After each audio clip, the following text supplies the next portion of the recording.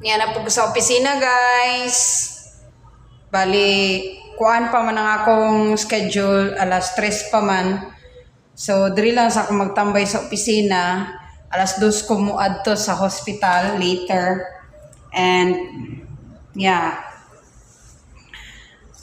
Diri gid ko gatambayan ka na wifi, na aircon. And then, kuan mo po, besides dugay pa mo po ko mag-start good sa hospital o sa akong dialysis session. So, diri sa gid ko maghulat.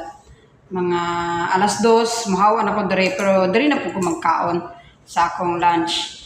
And, unfortunately, wala pa ko namahaw. So, diri sa akong mamahaw, nagawa sa mga akong igagaw. Akong igagaw ang na-assign diri, guys. Siya ang manage diri, siya ang gabantay diri sa opisina. So, kanang gisugo pa na ko siya og palit og pagkaon kay mamahaw mi. So, I am here now.